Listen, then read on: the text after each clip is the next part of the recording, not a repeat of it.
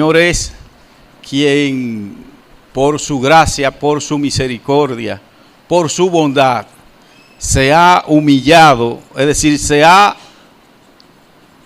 rebajado para poder comunicarse con nosotros de una manera llana, simple, sencilla, de una manera que, como dice la palabra, para el hombre natural esto es locura.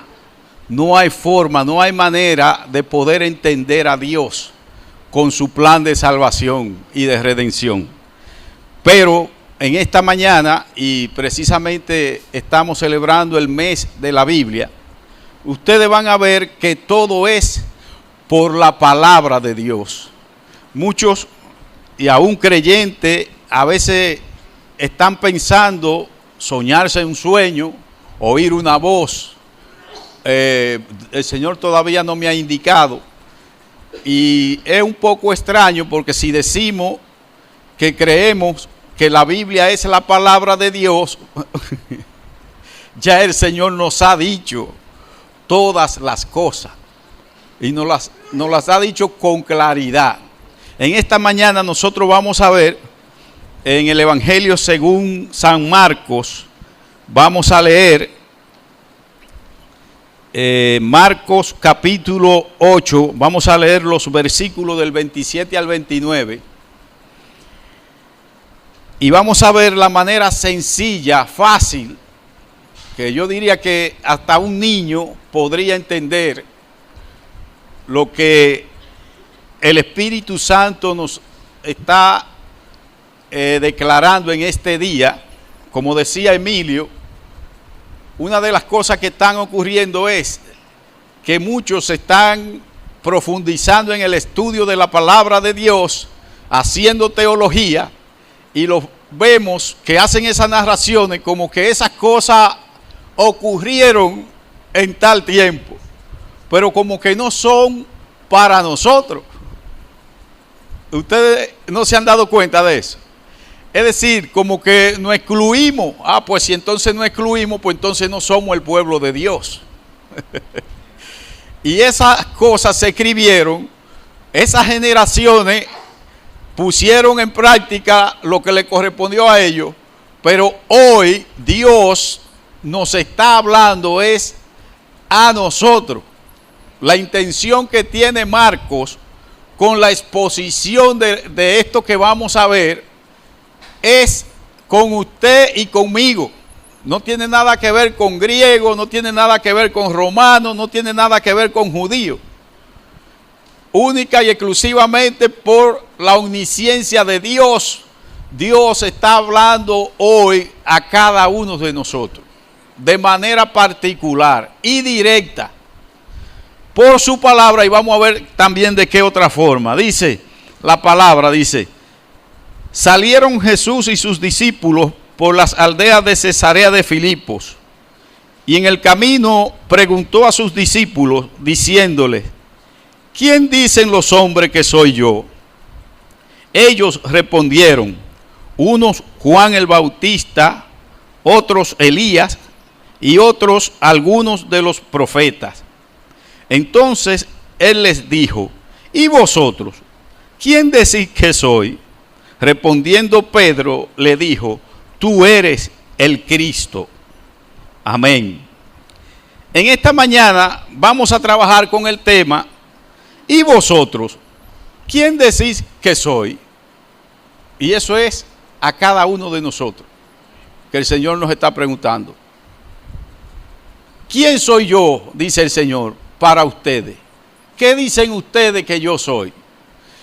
De los 4 evangelios que tenemos, Marcos es el más breve, y eso no es al azar. Tenemos el evangelio según San Mateo, y Mateo tiene 28 capítulos, porque empieza con la genealogía de Cristo. Tenemos el evangelio de Lucas, y Lucas empieza hablando de que él, como ya muchos se habían puesto a escribir la historia, y él tenía un amigo llamado Teófilo, dice, le pareció bien a él también hacerlo. Y Lucas tiene 24 capítulos, el Evangelio según San Lucas. Pero también tenemos el Evangelio de Juan, donde Juan tenía su propósito de demostrar la deidad de Cristo con claridad, desde el versículo 1, planteando que en el principio era el verbo, y el verbo era Dios, y el verbo estaba con Dios. Y entonces inicia su evangelio de esta manera, y tenemos a Juan con 21 capítulos en su evangelio. Ahora Marcos, tenemos en el evangelio de Marcos solamente 16 capítulos. Miren la diferencia, 16 capítulos. ¿Por qué? Porque ustedes van a notar que al evangelio de Marcos se le conoce como el evangelio de la acción, el evangelio de la manifestación de las obras, no de muchas palabras. Por ejemplo, ustedes van a encontrar en Marcos milagros, más de 20 milagros que narra Marcos en su evangelio. Un énfasis en los milagros, y vamos a ver por qué. Y apenas 4 parábolas, cuando Mateo tiene más o menos 19 o 18 parábolas. Entonces, vamos a ver qué se propone Marcos con la escritura del evangelio. Y Marcos no fue un testigo presencial porque no es un apóstol, sino que era discípulo de Pedro y anduvo con Pablo y anduvo con Bernabé, que era su tío. Ahora, ustedes van a notar, si leemos en el mismo capítulo 1, si leemos el versículo 1 de Marcos, que Marcos inicia el evangelio con estas palabras, diciendo: principio del evangelio de Jesucristo, Hijo de Dios. Fíjense la introducción de Marcos. Marcos 1, versículo 1. Principio del evangelio de Jesucristo, el Hijo de Dios. ¿Qué le parece? Marcos está planteándose una tesis, porque él está haciendo una declaración. Entonces, en todos los argumentos que él va a utilizar, es para demostrar eso que él ha dicho. Es para demostrar esa declaración que él ha hecho. De entrada, y lo vamos a ver cómo él, vamos a decir, Marcos, todo se empieza por la zapata, por debajo, pero vamos a ver a Marcos que empieza por el techo. En la introducción, en el versículo 1, en el capítulo 1, versículo 1, Marcos de una vez dice: principio del evangelio de Jesucristo, el Hijo de Dios. Y entonces hace 2 declaraciones que son fundamentales para nosotros. Primero, que el evangelio es ¿de quién? El evangelio es de Jesucristo. Aunque muchos en estos días se lo hayan quitado para sus propios propósitos, con sus propios planes. No sé cómo el hombre puede llegar a hacer eso, pero el evangelio es de Jesucristo, el Hijo de Dios. Si decimos, ¿qué es el evangelio? El evangelio es la obra de Dios que Dios ha hecho por medio de Cristo. O vamos a decir, por medio de Jesús. Porque también Marcos lo presenta como este muchacho que nace que es de Nazaret. Es decir, no se le identificaba como que había nacido en Jerusalén. ¿Por qué? Porque muchos desconocían eso, porque Jesús era de Nazaret, se había criado en Nazaret. Y se le conocía como el carpintero también de Nazaret. Ahí estamos hablando del hombre normal. Pero en la declaración de Marcos, cuando dice Jesucristo, ya ahí él está diciendo: este hombre, este muchacho, carpintero, es el Cristo. El nombre lo liga, Jesucristo. Y a Jesús le añade Cristo, como si le añadiera también el Mesías. Esto de Cristo es en griego y Mesías es en el hebreo. Entonces, Cristo y Mesías es lo mismo. Cuando usted oiga esa declaración, estamos hablando de lo mismo. Pero también la otra declaración que podemos nosotros inferir por el versículo 1 de Marcos 1 es que toda persona, sin excepción, debe ir ¿a quién? A Jesucristo. Jesucristo es el medio que Dios ha provisto para darnos la salvación. Jesucristo, el Hijo de Dios, como lo dice Marco ahí. Entonces, Marcos nos dice en el versículo 27 que leímos, que Jesús iba con sus discípulos, ¿verdad? Y le hace una pregunta. Y le dice, ¿quiénes dicen los hombres que yo soy? Muy fácil de contestar esta pregunta porque todos respondieron a una. Bueno, le dijeron, unos dicen que Juan el Bautista, otros dicen que tú eres Elías, otros dicen que eres algunos de los profetas, como que habían resucitado. Y todos contestan con facilidad. Pero lo que ellos no esperaban era la segunda pregunta que Jesús le hace. Entonces Jesús le dice a ellos, ¿y ustedes? ¿Quiénes dicen que soy yo? Fíjense que Pedro, como siempre, Pedro es el que responde. Y cuando Pedro le dice, tú eres el Cristo, los otros evangelios se van un poco más allá. Marcos se queda hasta ahí y dice que Jesús le dijo que no le declararan eso a nadie, a la declaración de Pedro, porque a Jesús no le interesaba, él no estaba interesado en que su identificación se conociera. ¿Por qué? Porque no se había cumplido el tiempo. Fíjense, Dios obra, actúa a su tiempo.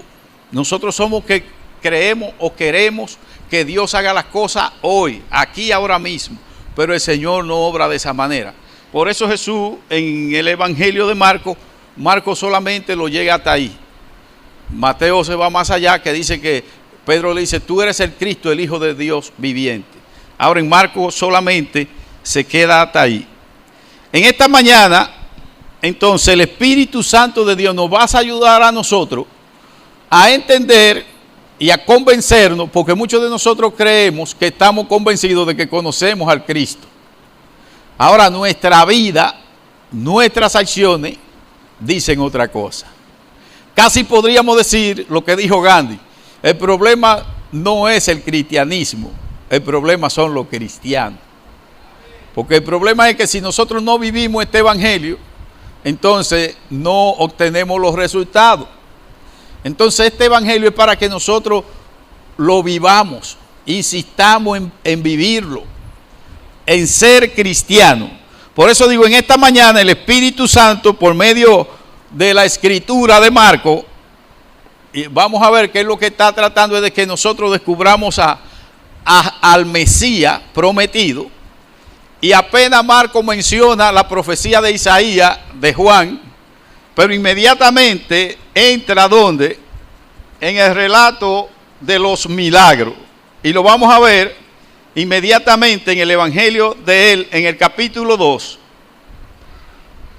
En el capítulo 2, los versículos 3, 4 y 5, donde dice que ahí Marcos lo que está mostrando para que nosotros veamos la autoridad de Cristo, la autoridad que solamente el Cristo podía tener.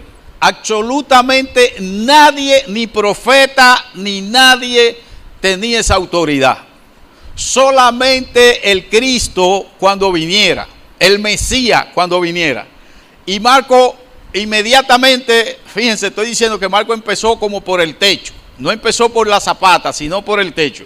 Y aquí Marcos nos narra la experiencia cuando 4 amigos tomaron a un paralítico, porque habían oído hablar de Jesús. Y ellos toman a este paralítico y lo llevan en una camilla. Pero ¿qué pasa? La casa donde Jesús estaba, no dice el tamaño, pero sí que estaba, que no cabía ni la respiración. La puerta ni se diga, es decir, no había manera de entrar, no había forma de que ellos pudieran entrar, excepto lo que se le ocurrió, no sé si a los 4 o a uno de ellos, que fue quitar el techo, hacer una abertura por el techo y bajar al paralítico. y ponérselo frente a Jesús. Y ellos lo hicieron. Pero me gusta la declaración que hace la palabra, que dice, viendo Jesús la fe de ellos, wow, viendo Jesús, oigan qué es lo que motiva a Jesús, porque Jesús pudo haberle dicho, levántate y anda, ¿verdad? Que era lo que ellos esperaban. Ellos no esperaban otra cosa. Levántate y anda. Si ellos lo llevan para que Jesús simplemente lo sane, no para que Jesús hiciera lo que hizo, jamás. Eso estaba lejos de la mente, es más, eso no estaba en la mente de ellos, ni de nadie. Pero dice que Jesús, viendo la fe de ellos, es como que Jesús se emocionó también. Y viendo la fe de ellos dijo, tus pecados te son perdonados. Tal vez Jesús dijo, ¿cómo? Lo está haciendo muy a de tiempo. Tus pecados te son perdonados. ¿Quién esperaba eso? Nadie lo esperaba.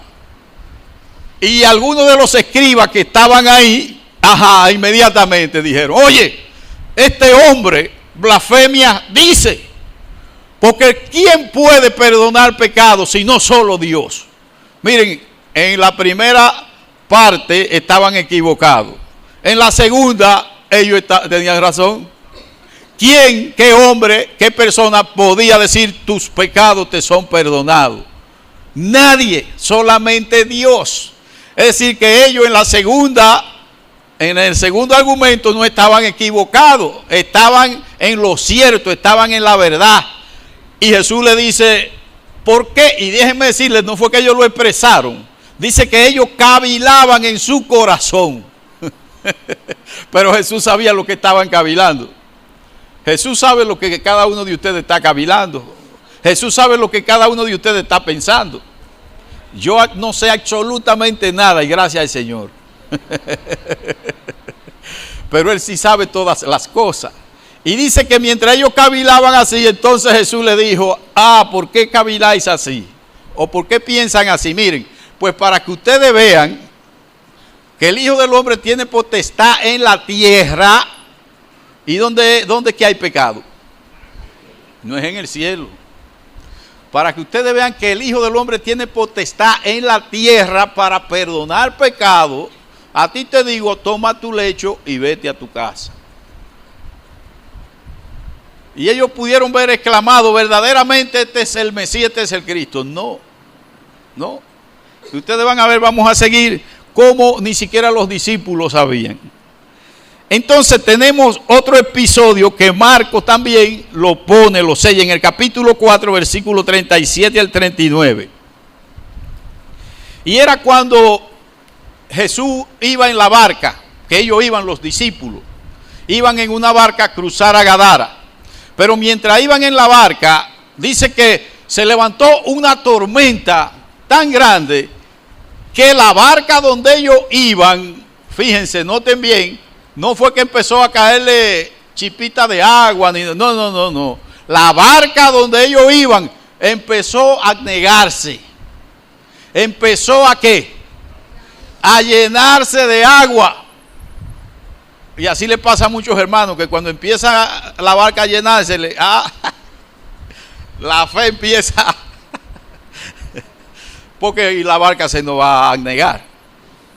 Para que aprendamos que no somos Dios. Porque muchas veces creemos nosotros que somos Dios. Creemos que tenemos el control. Creemos que podemos todas las cosas. Y el Señor nos quiere enseñar que nosotros somos dependientes, absolutamente dependientes. Absolutamente. Ayer le decía yo a un señor que yo le estaba predicando. Yo le dije, empezamos dependientes, como nace el niño, que si no lo alimentan se muere. Pero también si no morimos antes, terminamos dependientes, que si no nos alimentan, morimos también. Ese es el ciclo. Y eso no es una casualidad, eso el Señor lo permite para que sepamos. Dice que Dios humilla al hombre, pero Dios no nos humilla por maldad. Él nos humilla para que sepamos que es de Él que dependemos. Que Él es la fuente, que Él es la vida, no somos nosotros. A mí me podría dar un infarto ahora mismo aquí. Y cayó Lima pataleando ahí y el entierro espero que sea a las 4 de la tarde. Y se acabó eso, mi hermano. Eso es lo que somos. Entonces, fíjense que la barca ya se anegaba. Y lo más extraordinario es, óyeme, se está negando la barca, como le decimos nosotros, Señor, pero mira lo que me está pasando, Señor. Pero ve acá, Dios se descuidó de mí. Yo he oído en consejería, uno oye muchas cosas. No, Dios se descuidó, Dios no tiene interés en mí. Eso pensaron los discípulos aquí en la barca. Le dijeron, Señor, y Jesús iba durmiendo. Yo digo que si yo voy en esa barca y yo sé que ese es el Cristo, digo, bueno, aquí despertaremos en el fondo. Yo no lo voy a llamar. Él nos sacará del fondo. De allá abajo me va a sacar. ¿Usted entiende? Pero los discípulos no estaban en eso. Señor, Señor, lo despiertan. Y le dicen, no tiene cuidado que perecemos. Como hacemos nosotros cuando estamos así. Y a veces estamos así porque nos metemos nosotros mismos en problemas y en situaciones que no es Dios. A veces entonces creemos que es Dios que nos mete en eso. Y somos nosotros. Y el Señor se levanta y viene, y Marcos dice que reprendió los vientos. Y le dijo a la mar, enmudece. ¿Y qué ocurrió? Dice que hubo grande bonanza. Y ellos dijeron, los discípulos, ¿y quién es este hombre? ¿Quién es este hombre? Es decir, desconocían totalmente. Fíjense, estamos viendo que Jesús perdona pecado, pero ellos todavía no saben quién es ese hombre. Aquí al mar lo manda que se calle. A los vientos lo manda que se paren. Y ellos ven esos episodios. Tenemos también la otra experiencia de el poder que el Señor tiene. Cómo el Señor revela su deidad. Es decir, que Él es Dios. Él es el Mesías prometido. Marcos 5, 12 al 13. Y fue cuando ellos cruzaron, y yo siempre he hecho este argumento, los demonios hacen oposición. Miren, si ellos le hacen oposición al Señor, no nos van hacia nosotros. Porque esa mar embravecida, ustedes sabían qué pasó, era que Jesús iba para Gadara. Amén. Y allá en Gadara había un hombre que tenía legiones de demonios. Tenía demonio, y dice que este hombre lo encadenaban y rompía las cadenas. Este hombre lo hacían lo que fuera y él tenía una fuerza descomunal, demoníaca. Es decir, tenía legiones de demonios que era que lo manejaban. Y ellos empezaron a manifestarse desde que Jesús estaba cruzando hacia ese lado.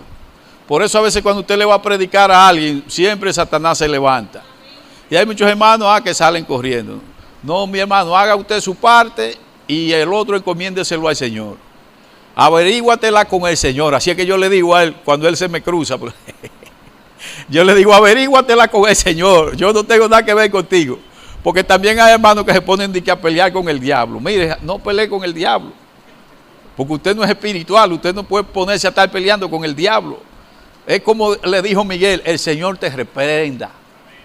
Yo no tengo por qué estar peleando con el diablo. Ustedes ven, muchos hermanos se meten a veces en problemas porque por ignorancia. No, repréndalo en el nombre de Jesús. En el nombre de Jesús.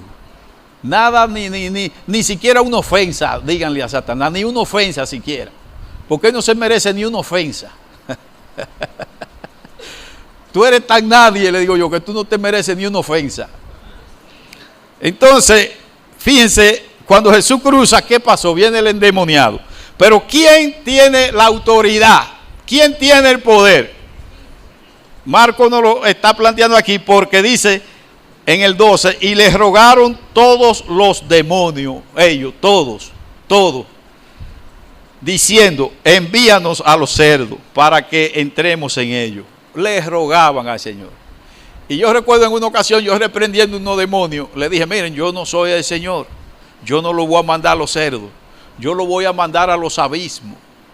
Me dijo uno de ellos, ¿y tú sabes qué son los abismos? Digo, yo no sé, pero yo sé que a ustedes no les gusta. Yo sé que a ustedes no les gusta. Yo no sé lo que son los abismos, las profundidades de la tierra. Pero como yo sé que a ellos no les gustan, digo, yo no soy el Señor que los mandó a los cerdos. Porque el Señor los mandó, oigan, el Señor, ellos les rogaron al Señor y el Señor compasivo. Sí, está bien. Entren a los cerdos. Y dice que entraron a los cerdos, que eran como, ¿cuánto eran? 2,000. Y el hato se precipitó por el mar y se fue por un despeñadero y se ahogaron. Porque a los demonios no les gusta estar sin, ellos no tienen cuerpo. Entonces ellos no tienen contacto con este medio. Por eso ellos anhelan el cuerpo nuestro. Ellos les gusta el cuerpo del humano, del ser humano, porque además saben que somos templo del Espíritu Santo. Y si el Espíritu Santo no gobierna nuestra vida, entonces ellos tienen dominio sobre algunas personas. Pero el propósito que el Señor tiene es liberar a cada persona. No dejarlo en esa condición. Fíjense, este hombre, muchos hermanos, si es por muchos hermanos, este hombre no tenía posibilidad. Porque muchos hermanos le sacan el cuerpo a esto. Y no podemos hacer eso, mis hermanos. Si vemos a alguien poseso, que está poseído, nosotros debemos intervenir. En una ocasión un hermano iba hablando conmigo y me dice, hay una niña que se le tiene demonio, y era más o menos parecido a esto, porque él mismo se le había guindado de un brazo con otro hermano, y una niña como de 17 años lo lanzaba así por el aire, porque ellos iban con la fuerza, no sabían, pero gracias a Dios fuimos, y no es con fuerza, no es con fuerza, es con la palabra, es con la palabra. Tú sales de ahí, es con la palabra, no es practicando karate, ni judo, ni nada de eso. Por eso también otros exorcistas han golpeado gente, han hasta matado gente, pero no saben lidiar con eso, porque eso no es con golpe físico. Si usted le da un golpe físico, le hace daño a la persona. El demonio, esos demonios no les duele un golpe que usted le dé. Entonces hay que saber eso. También tenemos que Marcos nos trae la experiencia de Jairo, ¿verdad? Y la mujer del flujo de sangre. Todas estas cosas que Marcos está, fíjense que él hace énfasis en los milagros. Porque en Isaías decía que el Mesías vendría y ¿qué iba a hacer? Libertar a los cautivos, sanar a los enfermos y todo esto. Y Marcos parte de ahí. Marcos está diciendo en otras palabras, si tú quieres creer, cree, y si tú no crees, bueno, pues ese es tu problema. Pero yo te estoy diciéndolo. Y vemos a este Jairo, el problema de él era una niña que estaba agonizando, Fíjense cómo es que Dios actúa. Es el extremo, estaba agonizando. Pero este hombre identificó ¿a quién? Al Mesías. O tal vez pensaba que era un profeta que tenía poder y autoridad. Puede ser. No lo dice. Pero sí acudió a él. Este hombre es el único que puede ayudarme. Mi niña está agonizando y este hombre es el único que me puede ayudar. Por eso, mis hermanos, es tan fácil predicar. Porque usted lo único que tiene que decirle a sus amigos y a la persona, Jesucristo es la solución. Aunque le cueste después sentarse y explicarle por qué Jesucristo es la solución. Pero a veces no queremos emplear tiempo, pero si somos cristianos, para eso es que estamos. Entonces, Jairo va donde el Señor, pero fíjense lo que se da. Que en ese proceso hay una mujer, Jairo estaba ajeno a eso, el Señor también estaba ajeno. Y usted dice, pero el Señor no es Dios que se la sabe toda. No, pero Él fue hombre también. Él fue un hombre tal cual nosotros, excepto el lastre de pecado de Adán. Pero fue uno de nosotros igualito. Porque si fue Dios que se crucificó, entonces hay un fraude. El sacrificio no vale porque había sido el hombre que había caído. No había sido Dios. Tenía que morir un hombre. Entonces, el Señor no sabía los planes de esta mujer tampoco. Y esta mujer tenía 12 años con esta enfermedad. Y había gastado todo. Pero ella dijo, si tan solo toco el borde de su manto, fíjense hasta dónde llega, porque es creer que lo que Dios ha dicho. ¿Qué más tenemos que creer? Es eso. Y la mujer dijo, si tan solo toco el borde de su manto, seré sana. Y la mujer emprendió el proyecto. Óiganme, y no era fácil. Porque mucha gente cree, no, que es lo fácil. Miren, no es fácil. No es fácil. Esta mujer apenas tal vez podía caminar. Pero óyeme, ella dice, si no lo toco, no me sano. Entonces, si para usted ser cristiano, ¿qué le cuesta? ¿Le cuesta qué? Pues pague el precio. Pague el precio, mi hermano, porque esto está en juego la eternidad. No hay nada que valga más que su salvación. Nada, nada, nada. Y esta mujer hace eso, sale de este esfuerzo y logra tocar al maestro. Y el maestro dice, ¿quién me ha tocado? Porque le dio corriente al Señor. ¿Quién me ha tocado? La fe de esa mujer. Dicen ellos, oye Señor, pero ¿cómo tú dices que quién te ha tocado? Porque mira, la gente te apretuja, la gente te... Dice, no, alguien me ha tocado porque poder, virtud salió de mí. Y la mujer quedara al descubierto. La mujer entonces dice lo que ella estaba persiguiendo. Y entonces otra vez el Señor dice, tu fe te ha salvado. Pero ¿cómo estaría Jairo en ese proceso? La niña agonizando, esta mujer viene y se mete por el medio. Entonces imagínense ustedes, Jairo estaría comiéndose las uñas. Pero mientras está Jairo en es así, peor todavía que viene uno de los siervos y le dice, mira, es inútil ya. Despídete, no moleste al maestro. Ya murió la niña. Murió la niña. Ahora, ¿qué ocurre? ¿Hay alguna cosa difícil para Dios? Y el Señor le dice, no tema, cree solamente. Oh, santo. No tema, cree solamente. Eso te dice el Señor hoy. ¿Cuál es tu problema? ¿Cómo tú estás? ¿Qué es lo que está pasando? No tema. Se están negando la barca, Señor. No tema. ¿Qué está pasando? No tema. Cree solamente. Yo recuerdo cuando tenía 3 años de casado, me pidieron la casa donde vivíamos, ahí en la Capotillo. Me piden la casa y la mujer está insistente. Y en ese tiempo casi no habían casa de alquiler. Yo le dije, doña, yo le entrego la casa el día 5. Y como cristiano yo le di mi palabra, pero fallé porque no conseguí vivienda. Y le digo, Señor, ya yo estoy pasando vergüenza. Y yo soy cristiano, mi testimonio también, porque le dije a la señora que yo le entregaba la casa. Y ese domingo le digo a la esposa mía, digo, vete a tu escuela dominical, que yo me voy a quedar orando, porque el Señor tiene que resolverme ese problema, porque esa mujer sabe que yo soy cristiano y ya le estoy fallando. Y ella se va para su escuela dominical y yo me quedo en la casa, y cuando voy a postrarme para orar a Dios, digo, no, pero antes de hacerlo, déjame leer, aunque sea 2 o 3 versículos en la Biblia. No es que acostumbro eso, ni los recomiendo tampoco, pero abro la Biblia para leer algo, entonces orar, y precisamente en Marcos, ahí, capítulo 12, no temas, cree solamente. ¡Wow! Fue un rema. Fue un rema que recibí. No temas, cree solamente. Y yo me río y le digo al Señor, digo, oye Señor, pero tú no me dejas ni siquiera orar. Pero le dije, ok, está bien, no te preocupes, déjame darte gracias. Y me tiro de rodillas y empiezo a darle gracias al Señor, y se me olvidó, casi se me olvidó todo.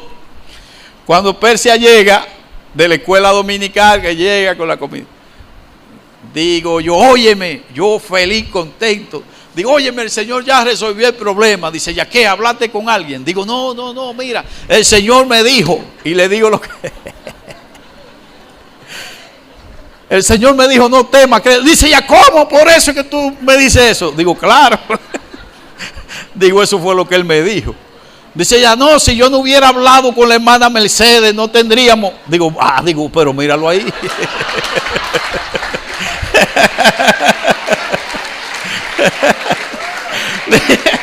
Digo, míralo ahí. Digo, tú eres la mujer de la acción y yo soy el de la oración. Dice, no, hombre, ¿cómo tú me vienes con eso? Mira, ella dijo que en la casa de ella vive un hombre que ha ido 3 veces al consulado y que lo han rechazado. Y que el día 20 él va. Y que si lo visan, él le va a entregar la casa. Digo, ese hombre está avisado. Ese hombre está avisado. Digo, esta tarde vamos a ir donde ella. No, hombre, tú te estás poniendo loco. Digo yo, ok, yo tomé la palabra, es rema. Fuimos esa tarde allá donde le manda Mercedes. Ella vivía en Sabica. Cuando vamos allá donde ella, yo llevo 2,000 y pico de pesos. Y nos sentamos con ella, digo, ¿cuánto es el avance? Y ella misma se ríe, dice, hermano, excúsenme. No. Yo dije que si lo visan, porque lo que pasa es que él ha ido 3 veces y lo han quemado. Digo, hermano, ese hombre está avisado. Olvídese de eso. Digo, mire, ¿cuánto es el avance? Yo creo que eran 2,500 pesos en ese tiempo, pero era para ella, no tenía marquesina para vehículo. Entonces ella quería hacer una puerta que entrara el vehículo. Entonces yo le digo, mire, hermana, tenga el dinero. Dice, no, hermano, es que... Digo, mire, téngalo y hágala. Y si no lo visan, yo les regalo la puerta de la marquesina y quédese con todo. Dice ella, bueno, pues está bien. Ay, el hombre lo visaron.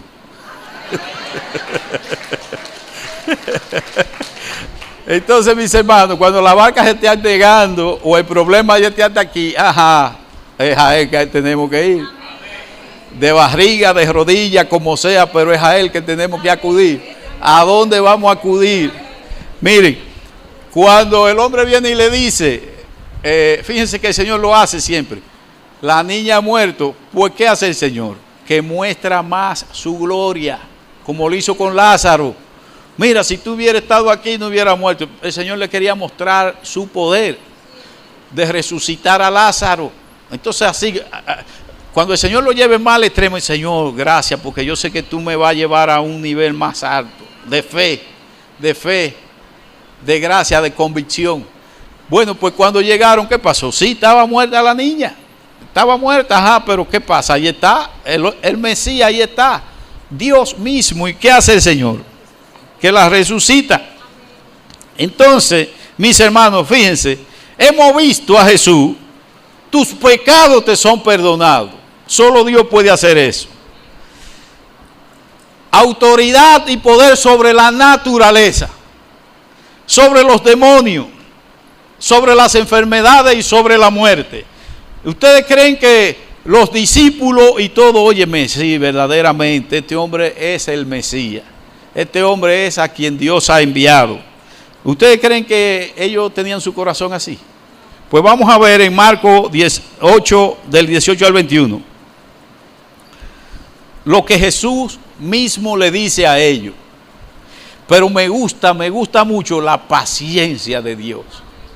Cómo el Señor no tiene paciencia. Porque esto pasó hace muchos años, no tiene mucho que ver. Lo que tiene que ver es lo que pueda pasar contigo y conmigo. Eso es lo más importante. No fue lo que pasó allá. Ya eso pasó, esa es una generación 2000 años atrás. Pero es lo que esté pasando en tu corazón en esta mañana. Entonces, fíjense que en Marcos 8, 18 al 21 dice, teniendo ojos no veis y teniendo oídos no oís. Le pregunta el Señor a ellos, le dice, teniendo ojos no veis y teniendo oídos no oís. Y no recordáis, también le pregunta, y no recordáis, todo se le olvida. Teniendo ojo no ven, teniendo oído no oyen, pero tampoco tienen memoria, porque los archivos están muy llenos, demasiada información, demasiada cosa.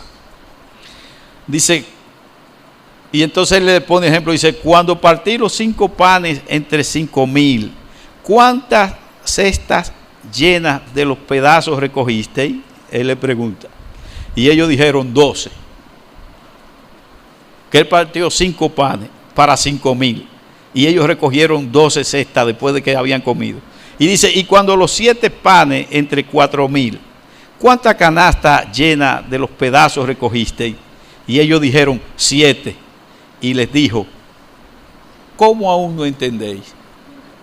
¿Cómo aún no entienden? ¿Cómo es eso? ¿Cómo puede ser? Que hay muchos hermanos que dicen, yo tengo 30 años aquí, no he entendido nada. Tengo 10 años, no he entendido nada. Entonces, no habían entendido. ¿Y qué hace el Señor? El Señor se le agotó la paciencia, dijo, dejemos esto aquí. No. El Señor todavía insiste y dice, bueno, déjame yo llevar a estos muchachos al monte de la transfiguración. Y es Entonces, como si el padre le dijera a él: mira, súbeme a 3 de ellos, que yo mismo en persona voy a hablar con ellos.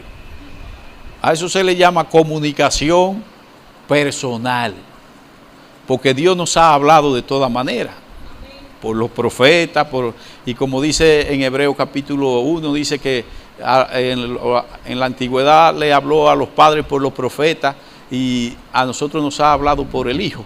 En estos postreros días, en lo que estaban ellos, nos ha hablado por el Hijo.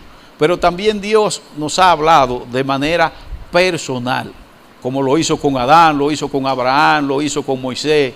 Y aquí ustedes van a ver lo que hace el Señor también. Marcos 9:2 dice: 6 días después Jesús tomó a Pedro, a Jacobo y a Juan, y los llevó aparte solo a un monte alto, y se transfiguró delante de ellos. Entonces vino una nube que les hizo sombra, y desde la nube una voz que decía: este es mi Hijo amado, a él oíd. El Señor está diciendo: ven acá, le he mostrado todas esas cosas y todavía no entienden. Entonces lo lleva al monte, se transfigura allí, y miren, fue para que ellos vieran y oyeran la voz directamente de Dios, porque ellos no participaron de la conversación que Jesús tuvo con Moisés y Elías. Ellos no participaron de esa conversación, sino que ellos vieron a Jesús transfigurado. Pero no solamente vieron la transfiguración, sino que vino una nube y lo cubrió, y entonces vino el Padre en persona. El Padre en persona, y le dice: este es mi Hijo amado, a él oíd. Hermano, y eso nos lo está diciendo el Señor hoy, porque nosotros hemos dicho que creemos en la inerrancia de la palabra de Dios. Nosotros hemos dicho que la Biblia es la palabra de Dios. Entonces, ¿por qué a veces estamos esperando de que no, pero si Dios me dijera tal cosa, yo hiciera tal cosa? Pero ¿cómo puede ser? No, entonces estamos negando que la Biblia sea la palabra de Dios, porque aparece también mucho para controlar y dominar. Que Dios me dijo. Excúsenme. Si no lo dice el texto, si la Biblia no lo apoya, puede ser el Papa evangélico, y yo lo voy hasta reprender, lo voy a reprender. Y yo soy pastor, y yo no hablaba así porque no era pastor, para que el pastor no dijera: mira, Lima es desobediente, o Lima es qué sé yo qué. No, hoy lo digo yo mismo. A mí es que me corresponde decir que es el texto. Este es el canon. Esta es la palabra de Dios. Jamás puede entrar en contradicción con nada, porque también dice que la palabra de Dios, ¿qué dice? ¿Qué quiere decir inerrancia? Que en la Biblia no hay errores. Así como el Espíritu Santo cuidó, ¿verdad?, de que fuera inspirada, así mismo ha cuidado el canon que ha llegado hasta nuestras manos. Y si algún cristiano tiene duda de eso, entonces tiene problema, porque tengo que confiar en la inerrancia de la palabra de Dios, pero también en la infalibilidad de la palabra de Dios, que es infalible, que eso quiere decir que la palabra de Dios no falla y que no se equivoca. Y yo tengo 40 y pico de años leyendo la Biblia y nunca he encontrado un solo error en ningún libro de lo que seleccionaron, lo que el Espíritu Santo puso para eso.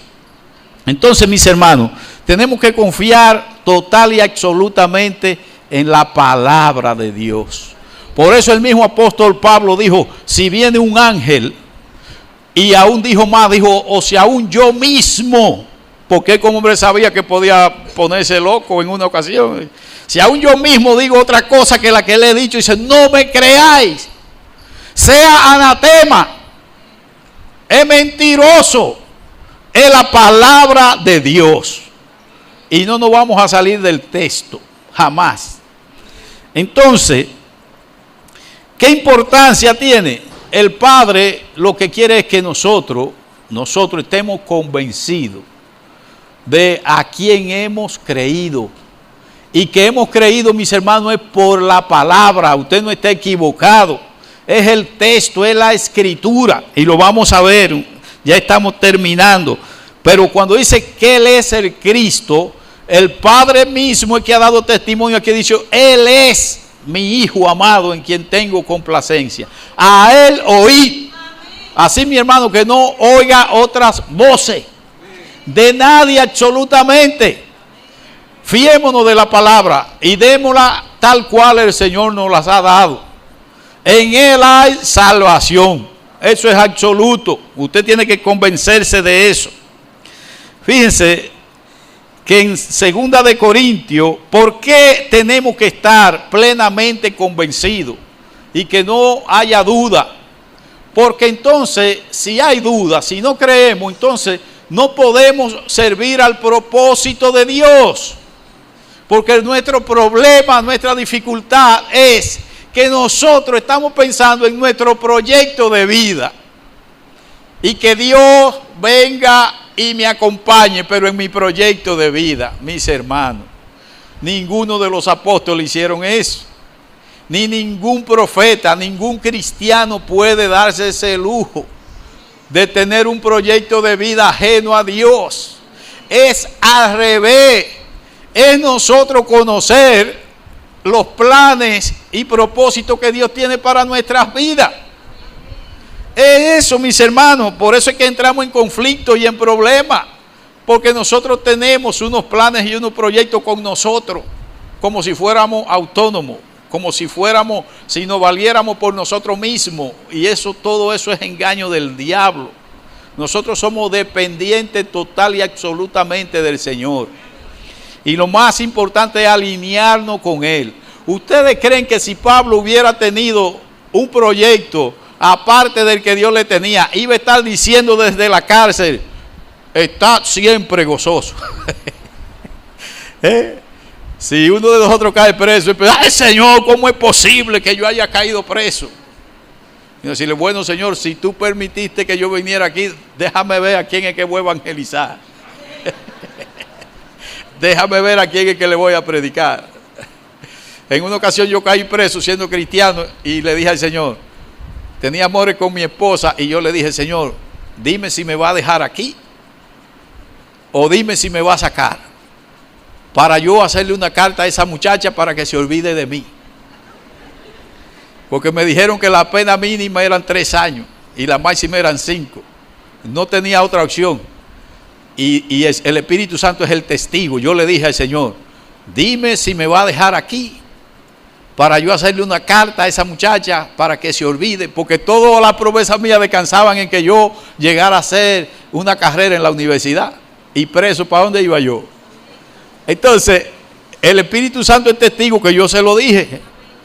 Digo yo, si tú me vas a dejar aquí, dímelo, para yo desentenderme de ella y de todo.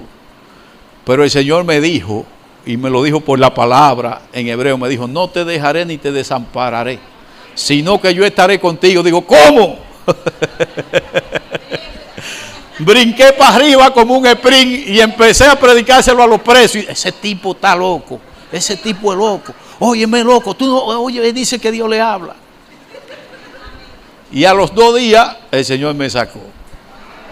Lo que me dijo. Entonces, ¿cómo sé yo que fue Dios? Sí, porque ocurrió. Entonces volví a mis estudios y ya le pinté 2 muchachos.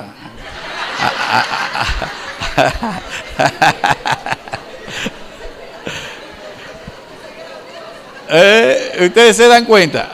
Pero si el Señor me hubiera dicho, bueno, los planes míos son estos, voy a evangelizar, se ha dicho, ¿qué voy a hacer? Entonces, ¿por qué necesitamos nosotros estar claros? Porque miren, es fácil entonces, es fácil. En 2 de Corintios 5:19 dice, ¿qué hace Dios entonces con nosotros? Nosotros le vamos a servir al propósito de Dios.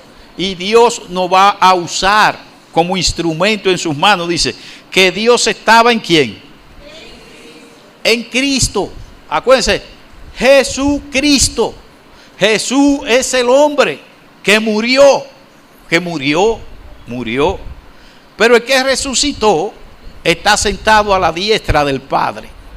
Y es un hombre tal cual nosotros. Por eso es que dice que nosotros estamos sentados a la diestra del Padre. Adán fue quien fracasó y Jesús fue el que triunfó, el hombre. Entonces ahí se le agregó Jesucristo, porque se lo ganó, se ganó el título. Entonces, ¿qué hace Dios con nosotros? Con nosotros, con los que hemos creído, dice que Dios estaba en Cristo reconciliando consigo al mundo, no tomándoles en cuenta a los hombres sus pecados, y nos encargó a nosotros la palabra de la reconciliación. Dios nos las ha encargado a nosotros. Pero ¿por qué hay tantos hermanos que no están conscientes de eso? Dice, no, eso es para el pastor, eso es para los evangelistas. Mentira del diablo, eso es para el cristiano. No todos son predicadores, es la verdad, pero usted sabe barrer.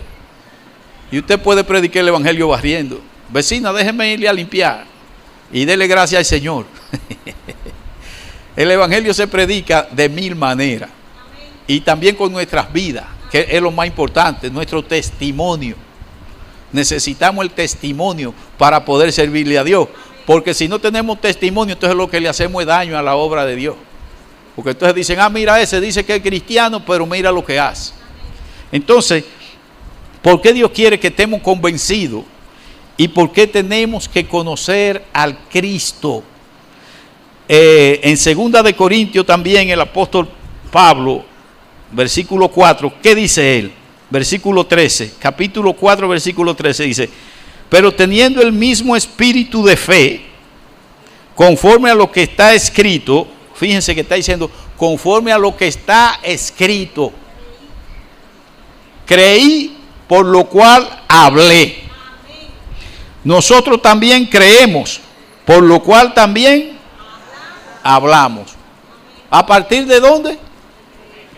De lo que está escrito, no de un sueño, no de que se me enfrió, de que se me pararon los pelos, no, nada de eso.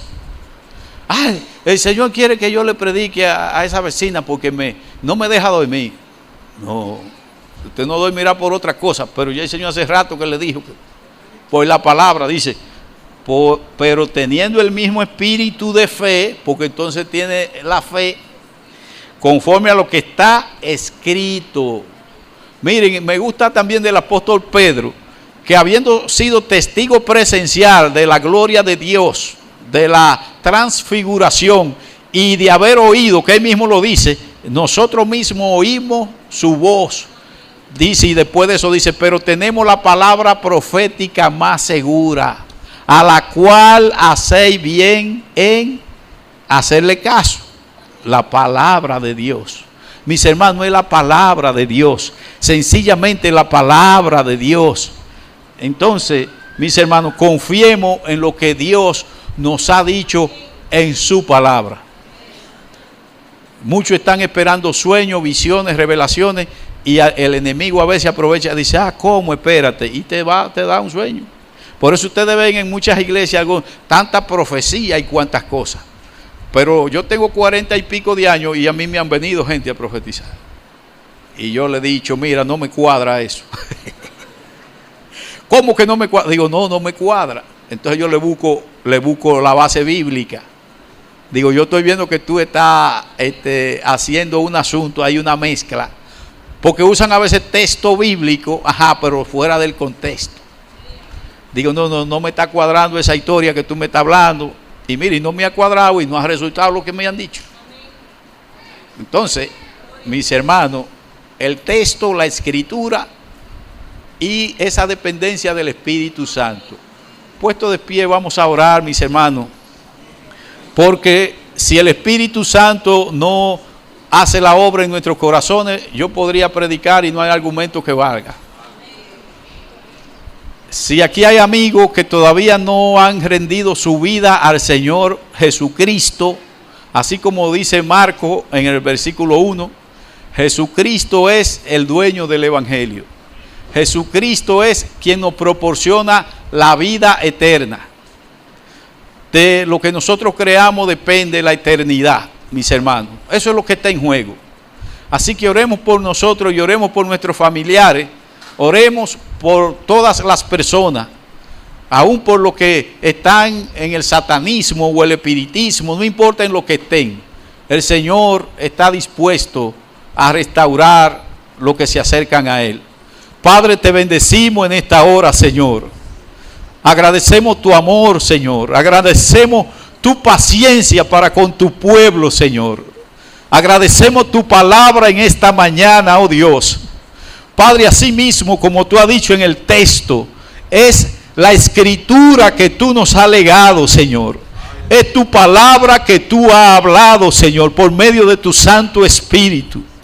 Permite que nuestros corazones se abran y que podamos, Señor, sembrar esta palabra como una semilla para que germine, Señor, para que dé los frutos que tú esperas en nuestras vidas, Señor, y podamos ser instrumentos tuyos, Señor, podamos servir a tu propósito, que depongamos toda actitud, Señor, de señorío en nuestras vidas, sino que sepamos que somos dependientes absolutos de ti, Señor. Gracias, Padre, por cada hermano, Señor. Gracias por cada visita, Padre. Te pedimos que tu palabra haga en nosotros lo que tú quieras, Señor. Que no retornen a ti vacía, Señor. Gracias, Padre. Estos favores te los pedimos en el nombre de Jesús. Amén. Amén.